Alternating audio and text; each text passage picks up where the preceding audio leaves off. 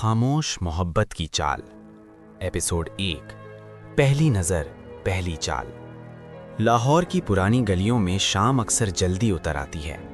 सूरज ढलते ही हवाओं में एक अजीब सी उदासी घुल जाती है, जैसे शहर खुद किसी राज को छुपा रहा हो।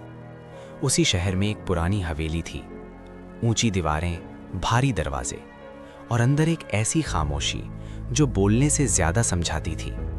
आयजा उसी हवेली की सबसे ऊपर वाली मंजिल पर खिड़की के पास खड़ी थी। हाथ में किताब थी, लेकिन उसकी आंखें पन्नों पर नहीं थीं। वो बाहर देख रही थी, शहर को, लोगों को और शायद अपनी जिंदगी को भी। आयजा आम लड़कियों जैसी नहीं थी। वो कम बोलती थी, लेकिन हर बात को गहराई से महसूस करती थी।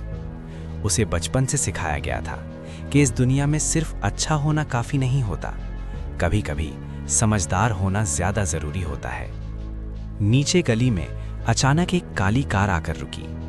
आयजा की नजर अनायास ही उधर चली गई। कार का दरवाजा खुला और एक आदमी बाहर निकला।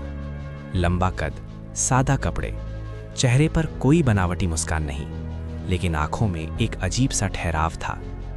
हैरिस खान, वो आदमी जो इस शहर में सिर्फ अपने दिमाग के लिए जाना जाता था। लोग कहते थे हैरिस कभी ऊंची आवाज में बात नहीं करता, क्योंकि उसे पता होता था शांत इंसान की बात ज्यादा दूर तक जाती है। हैरिस ने हवेली को देखा, दीवारों को, खिड़कियों को, और फिर उसकी नजर ऊपर गई, वहीं खिड़की में खड़ी आयजा पर। दोनों की नजरें टकराईं, बस एक पल के लिए। लेकिन उस एक पल में ना कोई मुस्कान थी, ना कोई इशारा। फिर भी दोनों कुछ समझ गए। आयजा ने सबसे पहले नजर हटाई और पर्दा गिरा दिया। उसका दिल तेज धड़क रहा था। अजीब आदमी है, उसने खुद से कहा। ऐसे क्यों देख रहा था जैसे मुझे जानता हो? नीचे खड़ा हैरिस कुछ सेकंड तक उसी खिड़की को देखता रहा, फिर हल्के से मुस्कुराया।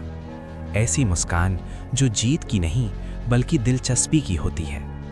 ये लड़की आसान नहीं है, उसने मन ही मन सोचा, और जो आसान ना हो वही सबसे ज्यादा मायने रखता है। हैरिस हवेली के अंदर चला गया और ऊपर आयजा खिड़की से टिककर खड़ी रही, ये जाने बिना कि आज उसने सिर्फ एक इंसान नहीं देखा, बल्कि अपनी जिंदगी की पहली चाल देख ली थी। शाम पूरी तरह ढल चुकी थी। हवेली की बत्तियां जल उठीं और उसी के साथ एक ऐसी कहानी शुरू हो चुकी थी जिसमें मोहब्बत धीमी होगी, फैसले भारी होंगे और खामोशी सबसे बड़ा हथियार बनेगी।